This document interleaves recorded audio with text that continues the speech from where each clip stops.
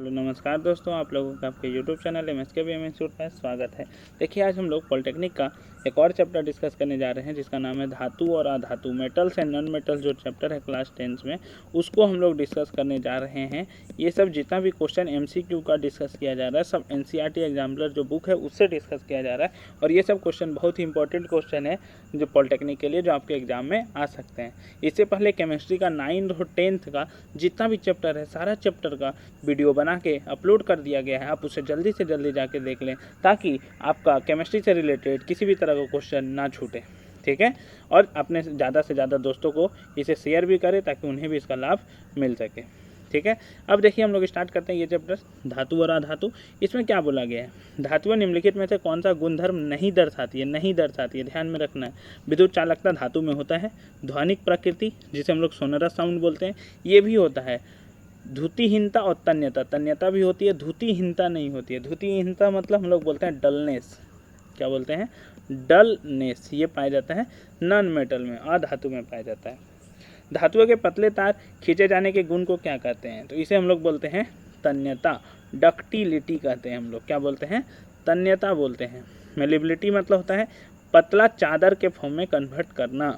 पतले चादर के फॉर्म में क्या करना? कन्वर्ट करना। ध्वनिकता क्या होता है? जिसे हम लोग सोनरिसिटी बोलते हैं। मेटल को जब हम लोग पीटते हैं, जैसे घंटी वगैरह जो बना हुआ रहता है। चालकता आप लोग को पता है, कंडक्टिविटी होता है, ठीक है। खाना पकाने के बर्तन बनाने में एल्युमिनियम काम आता है। एल्युमिनियम के कौन से गुण धर्म इसके लिए उत्तरदायी है? तो देखिए, एल्युमिनियम उच्च ऊष्मीय चालकता होता है, ऊष्मा अच्छा से पास होता है। और यदि हम बात करते हैं, उच्च विद्युत चालकता होता है। विद्युत चालकता से हमको यहाँ पे कोई काम नहीं है, खाना बनाना है, इसलिए ध्यान में रखना है। खाना बनाने वाला प्रॉपर्टी का बात करना है हम लोग को। उच्च विद्युत चालकता नहीं होगा, क्योंकि यहाँ पे हम तार के बारे में नहीं बात कर रहे हैं, खाना बनाने के बारे में बात कर रहे हैं। तन्यता भी नहीं होगा। उच्च गलनांक होगा, क्योंकि जल्दी पिघलता नहीं है, मतलब बर्तन जल्दी खराब नहीं होगा। तो हम लोग आसानी से इसका यूज कर सकते हैं। तो 1 और 4 होगा, जो आपको D नंबर ऑप्शन में मिलता हुआ दिखेगा, ठीक है। उच्च गलनांक मतलब होता है high melting point, high melting point. और यहाँ पे उच्च ऊष्मीय चालकता का मतलब होता है गुड थर्मल कंडक्टिविटी, जिससे टेम्परेचर आसानी से पार हो जाता है। एल्युमिनियम का बर्तन गर्म भी हो जाता है, ठीक है। अगले क्वेश्चन की ओर आगे बढ़ते हैं। अगला क्वेश्चन क्या है? देखिए यहाँ पे, निम्नलिखित में से कौन सी धातु ठंडे तथा गर्म जल से कोई क्रिया नहीं करती है? तो ये होगा आपका आयरन। आयरन किसके साथ अभिक्रिया करता है? वाष्प के साथ अभिक्रिया करता है। जल वाष्प के साथ अभिक्रिया करता है। ये भी करता है, ये भी करता है, ये भी करता है, लेकिन आयरन नहीं ठंडे जल के साथ करता है और नहीं गर्म जल के साथ करता है। आपको पता होगा, सोडियम और कैल्शियम ठंडे जल के साथ ही अभिक्रिया कर लेती है। लेकिन मैग्नीशियम को क्या चाहिए? हम लोग को गर्म पानी चाहिए। अगले क्वेश्चन की ओर आगे बढ़िए। अगला क्वेश्चन है आपके पास, आयरन तथा भाप की लंबे समय तक अभिक्रिया से आयरन का निम्नलिखित में से कौन सा या कौन से ऑक्साइड प्राप्त होते हैं? आपको मिलता है Fe3O4।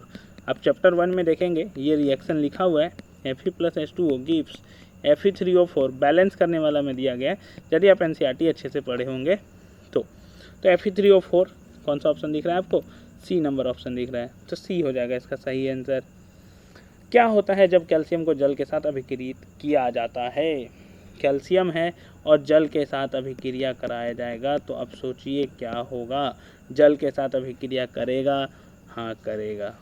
तो पहला तो होगा नहीं, यह जल से प्रचंड क्रिया करता है।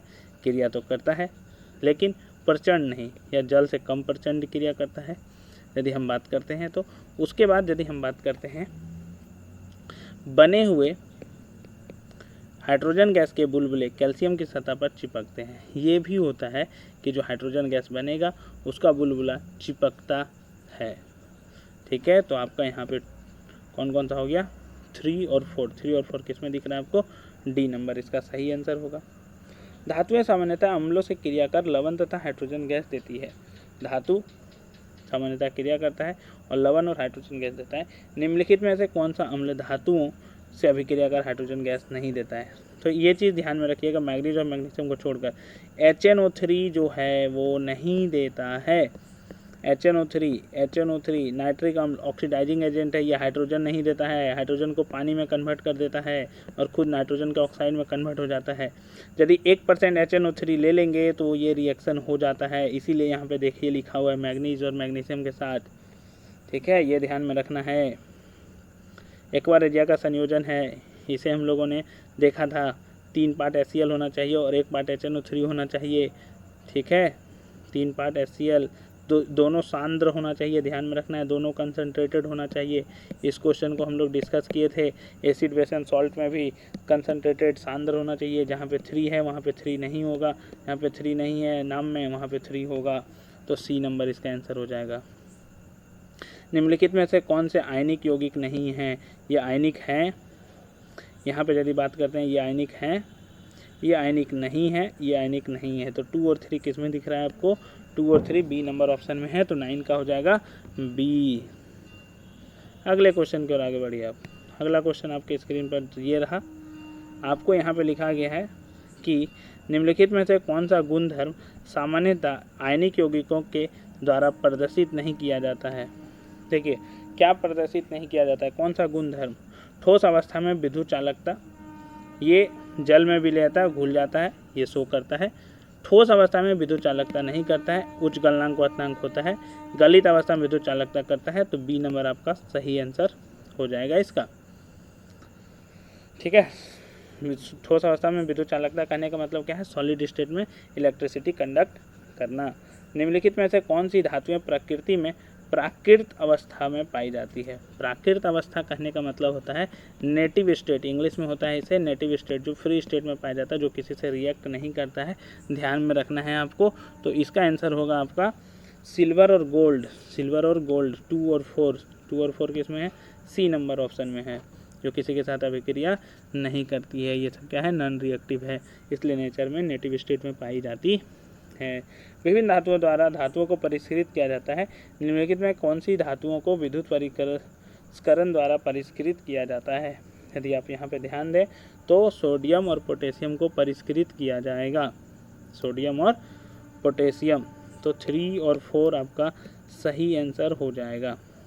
ठीक है, यहाँ पे आप देख सकते हैं कॉपर को भी हम लोग यहाँ पे परिष्कृत कर सकते हैं, मतलब रिफाइन कर सकते हैं। ठीक है, किसको कर सकते हैं? कॉपर को भी रिफाइन किया जाता है इसी के द्वारा।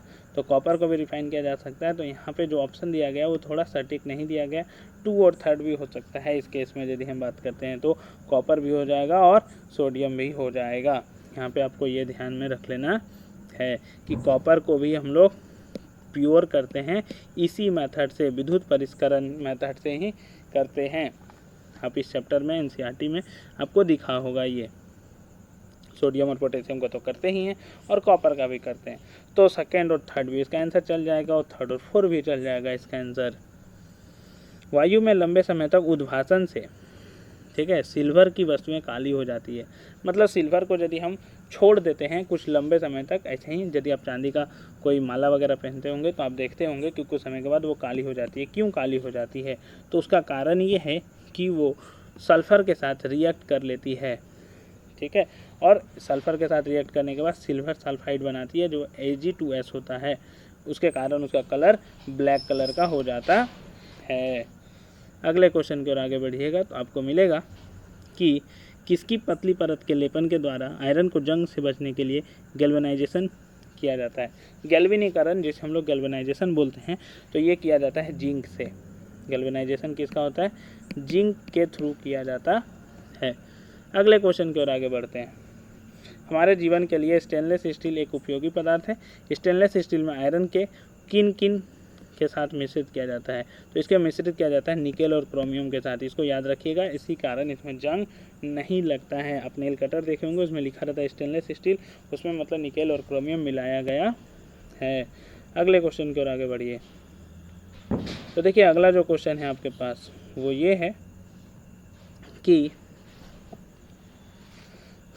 यदि कॉपर को वायु में खुला रखा जाता है तो यह अपनी चमकीली भूरी सतह खो देता है तथा हरे रंग की परत प्राप्त करता है। यह किसके कारण होता है? देखिएगा आप यहाँ पे उसका कलर जो होता है वो चेंज हो जाता है, ग्रीन कलर का हो जाता है। तो इसका कारण है कि वायु में जो एयर है, मतलब ऑक्सीजन है, उसके साथ ये अभिक्रिया कर लेता है और कॉपर ऑक्साइड का लेयर बन जाता है जो ग्रीन कलर का होता है। तो इसका आंसर होगा CuO। धातुएं सामान्यतः ठोस प्रकृति की होती है। निम्नलिखित कौन सी धातुएं कमरे के ताप पर द्रवावस्था में पाई जाती है? Mercury, Hg। निम्नलिखित में से कौन सी धातुएं गलित अवस्था में उनके क्लोराइडों के विद्युत अपघटन से प्राप्त होती है। ठीक है, क्लोराइडों के विद्युत अपघटन से, तो इसमें कौन कौन सा होगा आप ध्यान में रखिएगा। जो ऊपर में पाया जाता है एस ब्लॉक एलिमेंट, जो रिएक्टिविटी सीरीज में ऊपर पाए जाते हैं सोडियम और कैल्शियम, तो 1 और 2, डी नंबर इसका सही आंसर होगा। अगले क्वेश्चन की ओर आगे देखिएगा, तो लिखा हुआ सामान्यतः अधातुएं चमकीली नहीं होती है। निम्नलिखित में से कौन सा अधातु चमकीली होती है। तो आयोडीन में चमक पाया जाता है, सिर्फ और सिर्फ एक अधातु जो आयोडीन है जिसमें चमक पाई जाती है। निम्नलिखित 4 धातुओं में कौन सी उसके लवण के विलयन से अन्य 3 धातुओं द्वारा विस्थापित की जाती है। तो जो रिएक्टिविटी सीरीज में जो ऊपर होगी यदि हम बात करते हैं, ठीक है, तो उसको हम लोग आसानी से डिस्प्लेस कर सकते हैं, मतलब जो नीचे होगी। तो बोला गया निम्नलिखित 4 धातुओं कौन सी उसके लवण के विलयन से अन्य 3 धातुओं द्वारा विस्थापित की जाती है। तो देखिए मैग्नीशियम ऊपर होता है, उसके नीचे जिंक होता है, जिंक के नीचे कॉपर होता है, कॉपर के नीचे एजी होता है। तो सबसे नीचे एजी है, तो एजी को हम लोग इस तीनों के विस्थापित कर सकते हैं, डिस्प्लेस किया जा सकता है। तो आपका आंसर हो जाएगा बी नंबर। ठीक है, ये रिएक्टिविटी सीरीज में दिया गया है। आपका 3 चिन्हित प्रश्नाली ए, बी तथा सी में क्रमशः HCl, HNO3 और फिर से HCl एवं HNO3 3:1 में मिलाया गया, मतलब अम्लराज है, समझिए 3:1 में है, मतलब अम्लराज लिया गया है। प्रत्येक प्रश्नाली में धातु का एक छोटा टुकड़ा डाला गया है। प्रश्नाली ए तथा बी में कोई परिवर्तन नहीं हुआ, परंतु प्रश्नाली सी में धातु घुल गई। धातु हो सकती है, तो इसका आंसर होता है प्लेटिनम। ठीक है, क्या होगा, गोल्ड और प्लेटिनम इसकी आंसर हो सकती है। आप यहाँ पे ध्यान दीजिएगा, दो आंसर हो सकता है। ये दोनों घुलता नहीं है, लेकिन एक्वारेजियम में वो भी घुल जाता है, वो भी क्या होता है, घुल जाता है। ठीक है, यहाँ पे ये ध्यान में रखना है। उसके बाद यदि हम लोग अगले क्वेश्चन की ओर आगे बढ़ते हैं, तो अगला क्वेश्चन है हम लोगों के पास, एक मिश्र धातु है, एलॉय क्या होता है। एलॉय यदि होता है एक समांगी मिश्रण होता है, होमोजीनियस मिक्सचर। क्या होता है, होमोजीनियस मिक्सचर। आगे वो क्वेश्चन में क्या बोलता है, एक विद्युत अपघटनी सेल बनता है, an electrolytic cell consist of. तो इलेक्ट्रोलिटिक सेल में क्या क्या होता है, तो आप देखेंगे आपके पास होगा नेगेटिवली चार्ज्ड कैथोड और पॉजिटिवली चार्ज एनोड। तो आपका 3 और 4 बी नंबर में है, तो इसका आंसर हो जाएगा बी। जिंक के विद्युत परिष्करण के दौरान, जिंक का जब विद्युत परिष्करण करते हैं, मतलब जब उसका रिफाइनिंग करते हैं हम लोग, तो क्या होता है। ठीक है, तो जिंक कहाँ जमा होगा यदि आप बात करते हैं, तो जिंक जो होगा वो पॉजिटिव चार्ज होगा। ठीक है, जिंक पॉजिटिव चार्ज होगा, इसलिए ये जाएगा नेगेटिव की ओर, मतलब ये जाएगा कैथोड की ओर। तो ये कहाँ डिपॉजिट होगा, कैथोड पर निक्षेपित होगा। ध्यान में रखना है, किस पर निक्षेपित होगा, कैथोड पर। अगले क्वेश्चन की ओर आगे बढ़ते हैं, तो इसमें दिया गया है, देखिए एक तत्व ए मुलायम है तथा उसे चाकू से काटा जा सकता है, यह वायु के प्रति अत्यधिक क्रियाशील है, वायु में खुला नहीं रखा जा सकता है। सोडियम होगा, सोडियम को हम लोग आसानी से काट सकते हैं, सोडियम बहुत सॉफ्ट होता है, इसको चाकू से काटा जा सकता है। आग पकड़ लेता है, इसको केरोसिन तेल में रखा जाता है। अगला क्वेश्चन है, मिश्र धातु एक धातु अथवा अधातु के साथ समांगी मिश्रण है, निम्नलिखित में से कौन सी मिश्र धातु उनके अवयवों में से एक अधातु रखती है, अधातु रखती है। ध्यान में रखिएगा, उनके अवयवों में से एक अधातु रखती है। तो इसका आंसर होगा, देखिए इसमें क्या होता है, कॉपर और जिंक होता है। ठीक है, इसमें कांसा जिसे हम लोग ब्रॉन्ज बोलते हैं, इसमें कॉपर, टीन होती है और जिंक भी होती है। यदि हम बात करते हैं बहुत कम अमाउंट में होती है। अमलगम में एक मरकरी होगा और होगा, लेकिन स्टील में हम जानते हैं कि कार्बन होता है। तो कार्बन यदि है, कार्बन के साथ आयरन भी होता है, तो कार्बन क्या है, अधातु है। तो इसका आंसर क्या हो जाएगा, स्टील हो जाएगा। अगले क्वेश्चन की ओर आगे बढ़िए, तो अगला क्वेश्चन है, मैग्नीशियम धातु के लिए निम्नलिखित में से कौन सा कथन गलत है। कौन सा कथन गलत है बोला गया है। यह ऑक्सीजन में चमकीली श्वेत ज्वाला के साथ जलती है, सही है, जलती है। यह ठंडे जल से अभिक्रिया कर मैग्नीशियम ऑक्साइड बनाती है तथा हाइड्रोजन गैस निकालती है, ये गलत है, क्योंकि ये मैग्नीशियम जो होता है वो ठंडा जल के साथ अभिक्रिया यदि हम बात करते हैं तो नहीं करती है, और यदि करती भी है तो मैग्नीशियम ऑक्साइड नहीं बनाएगी। क्या बनाती है वो, मैग्नीशियम हाइड्रोक्साइड, और ठंडे जल के साथ नहीं, थोड़ा पानी क्या होना चाहिए, हॉट होना चाहिए, गर्म होना चाहिए। ये अभिक्रिया करेगी तो मैग्नीशियम हाइड्रोक्साइड बनाएगी।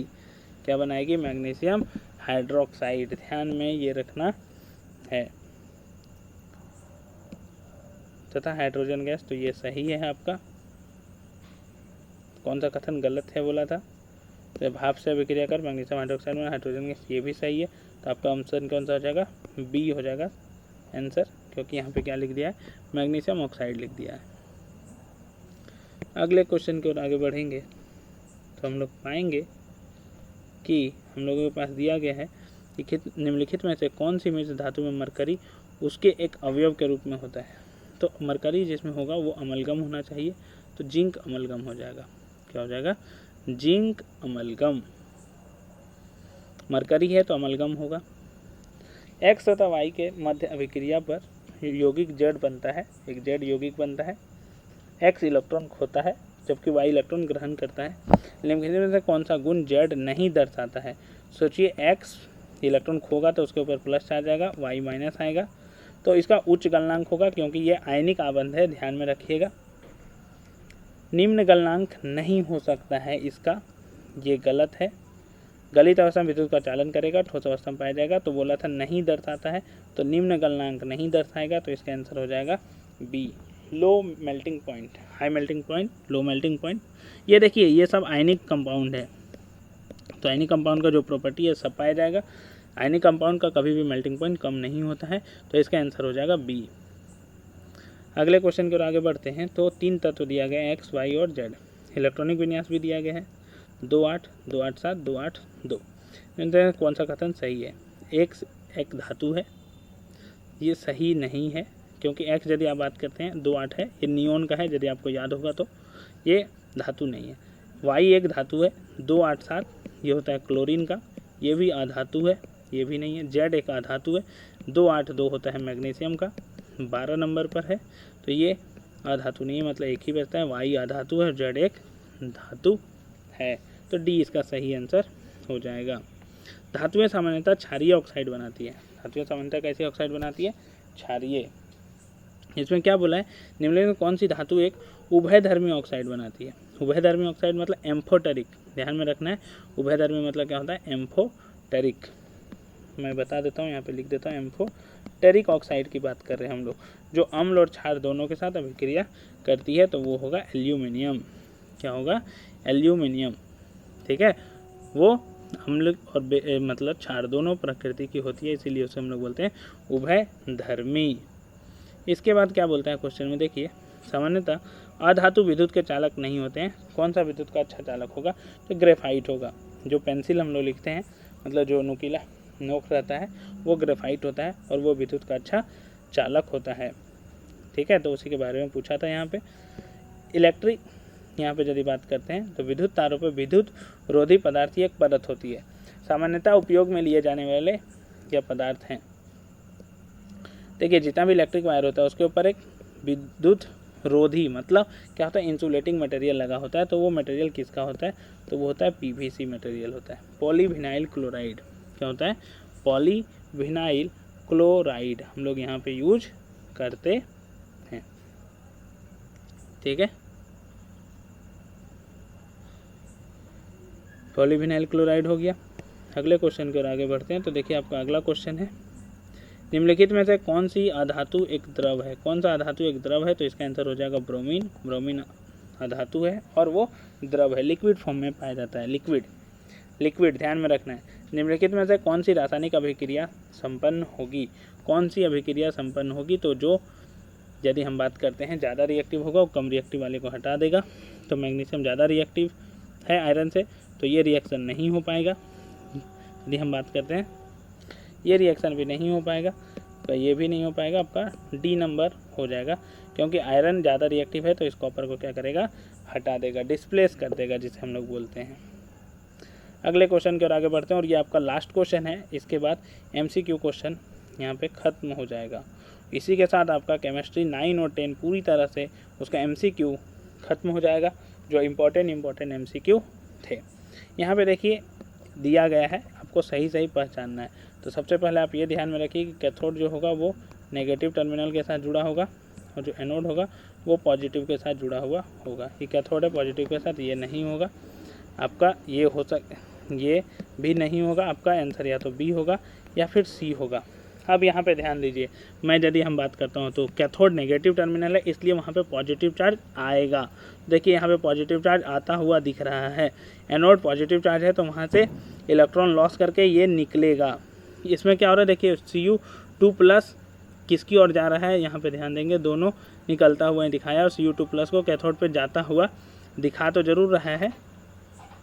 यहाँ पर आप देखेंगे तो एनोड प्लस है, बाकी सब सही है। कैथोड जो है वो नेगेटिव भी रखा गया है, यहाँ पे अशुद्धियाँ रखा गया है, लेकिन ये जो अशुद्धियाँ हैं ध्यान में रखना है, एनोड की ओर रहता है। एनोड मड, इसको एनोड पंख बोलते हैं, तो एनोड के जस्ट पास में रहना चाहिए। इसे कैथोड के जस्ट नीचे दिखाया गया है, इसलिए ये नहीं होगा। एनोड के जस्ट नीचे दिखाना चाहिए, इसलिए इसका आंसर होगा सी, ये नंबर ऑप्शन होगा। ठीक है, यहाँ तक ये MCQ पूरा खत्म होता है आपका। एसिड बेस एंड सॉल्ट पहले ख़त्म हो चुका है। ये मेटल और नॉन मेटल था, धातु और अधातु, इसका भी ख़त्म हो गया है। ठीक है, तो आपको ये वीडियो कैसा लगा आप हमें कमेंट के माध्यम से बता सकते हैं। ठीक है, अब पूरा केमिस्ट्री का जो MCQ है इस चैनल पर डिस्कस कर दिया जा चुका है। आप एक बार पूरे MCQ को अच्छे से देख लें और उसके बाद एग्ज़ाम देने जाएं, ताकि आप एग्ज़ाम में अच्छे कर सकें। ठीक है, एग्ज़ाम के लिए आप लोग को ऑल द बेस्ट। चैनल में यदि नए हैं तो आप चैनल को सब्सक्राइब करना ना भूलें। हम लोग फिर मिलेंगे अगले वीडियो में, तब तक के लिए धन्यवाद।